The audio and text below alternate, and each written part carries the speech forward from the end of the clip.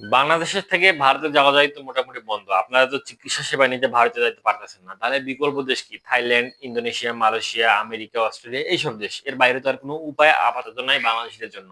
এখন কথা হচ্ছে স্বল্প বাজেটে ভারতের চিকিৎসা সেবা খুবই ভালো, কিন্তু যেখানে ভারতে যাওয়া খুব কষ্ট হয়ে যাচ্ছে, ভিসা পাওয়া যাচ্ছে না, অনেক রকম ঝামেলা, অনেক হ্যাসেল, 70,000, 80,000, 1 লাখ টাকা খরচ করেও কেউ ভিসা পাচ্ছে না, কেউ কেউ আবার 50,000 টাকা খরচ করতে হচ্ছে ভিসার পিছনে, যেখানে ভিসার দাম মাত্র 824 টাকা। সেখানে আপনারা এখন কি করবেন? কিভাবে ভারতে যাবেন?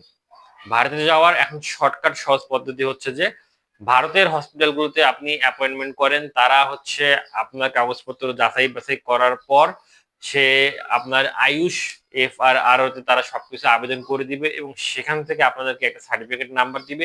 সেই সার্টিফিকেট নাম্বার দিয়ে আপনারা বাংলাদেশ থেকে ভারতীয় ভিসার জন্য আবেদন করবেন, মেডিকেল ভিসার জন্য আবেদন করবেন এবং সেই ভিসাটা নিয়ে আপনারা ভারতে ট্রিটমেন্ট করতে যাবেন। এটা সহজ এবং শর্টকাট পদ্ধতি।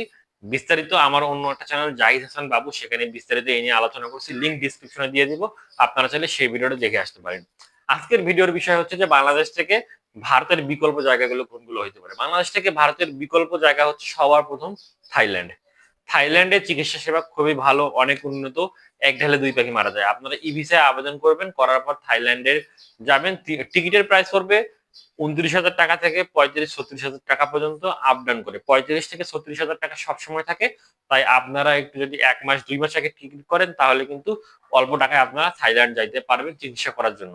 যেখানে এই পুরো 30,000 টাকা হলেই কিন্তু আপনি ভারত থেকে ছোটখাটো ট্রিটমেন্ট করে ফেরত আসতে পারবেন। যাই হোক, যেহেতু ভারত বন্ধ, ওই সাবজেক্টই বাদ।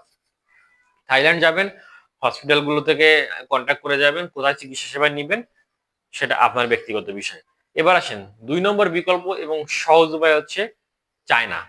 কিন্তু কথা হচ্ছে এই চায়নায় কি আসলে আমাদের যাওয়া উচিত কিনা? ব্যক্তিগতভাবে আমি জাহিদ হাসান, আমি যেটা মনে করি, যারা স্বল্প শিক্ষিত মানুষ, যারা ইংলিশ কম পারেন, ইংলিশ কম বুঝেন, বা চাইনিজদের সঙ্গে কমিউনিকেট করার মতো অ্যাবিলিটি আপনার নাই, আপনার পরিচিত কেউ নাই, আপনার ওইরকম শক্তি সামর্থ্যও নাই যে কোনো একটা গাইড ভাড়া করবেন যে বাংলা টু চাইনিজ কনভার্ট করতে সক্ষম, সেই সকল মানুষদের চায়নায় যাওয়ার কোনো দরকার নাই আপাতত। এটা ক্লিয়ার কাট কথা। কেন দরকার নাই সেটা বলি। ধরেন আপনি কোনোভাবে ভিসা নিয়ে চায়নায় চলে গেলেন ট্রিটমেন্ট করার জন্য। ওখানে গিয়ে সবার প্রথমে যে বিপদে পড়বেন, আপনি ওখানকার ভাষা বুঝবেন না। এরপরে কি সমস্যা? ওখানে কোনো গুগল ম্যাপ কাজ করে না। ওখানে বহির্বিশ্বের সঙ্গে যোগাযোগ করার খুবই কম পদ্ধতি রয়েছে। ভিপিএন ঠিকভাবে কাজ করবে না, গুগল ম্যাপ ঠিকমতো কাজ করবে না, আপনি চায়না ভাষা বলতে পারবেন না, না নিজে বুঝতে পারবেন। আপনি কিভাবে যে মানুষের সঙ্গে যোগাযোগ করবেন, কিভাবে কন্ট্যাক্ট করবেন? বেশ ভালো রকমের একটা ঝামেলা।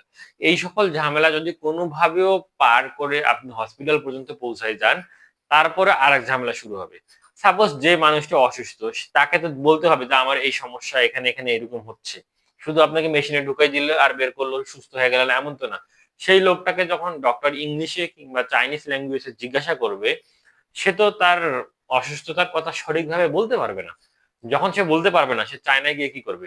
অথচ দেখেন ইন্ডিয়া হলে আমরা কিন্তু হিন্দি যথেষ্ট ভালো বুঝতে পারি, কেউ কেউ আধা ভাঙ্গা বলতেও পারে, এবং কলকাতার বেশিরভাগ ডাক্তারই বাংলা বলতে পারে, বাংলা বুঝতেও পারে, তাই ঝামেলা হয় না। কিন্তু চায়নায় গেলে আপনারা বড় রকমের বিপদে পড়বেন, এইটাই যে আপনি চিকিৎসা সেবা নিতে গিয়ে মানে হয়রানি তো না, মানে নিজে নিজে ফেসে গেছেন, নিজে নিজে বিপদ আরো ডেকে নিয়ে আসছেন, এমন একটা সিচুয়েশন হবে। তাই যারা স্বল্প শিক্ষিত, স্বল্প জ্ঞানী, কিংবা স্বল্প খরচে যাইতে যাচ্ছেন চিকিৎসা সেবা নেওয়ার জন্য, তারা চায়নায় যাবেন না, দয়া করে, এটা আমার রিকোয়েস্ট।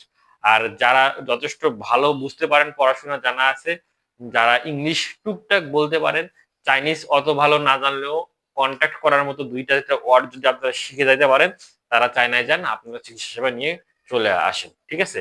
তো বাংলাদেশ থেকে চায়না যাওয়ার জন্য এনকারেজ করা হচ্ছে বেশি করে সরকারিভাবে। কিন্তু আমি আপনাদেরকে সাবধান করলাম, এই 2টা বিষয় যদি আপনারা মাথায় রাখেন, তাহলে অবশ্যই আপনারা চায়নায় গিয়ে বিড়ম্বনার শিকার না হয়ে বরঞ্চ ভালো চিকিৎসা নিয়ে দেশে ফেরত আসতে পারবেন। তো এই ছিল আজকের ভিডিও। যদি ভালো লাগে থাকে লাইক, কমেন্ট, শেয়ার এবং সাবস্ক্রাইব করতে পারেন। আর কোনো প্রশ্ন থাকলে কমেন্ট করবেন। আজকের মতো এই পর্যন্তই। আল্লাহ হাফেজ।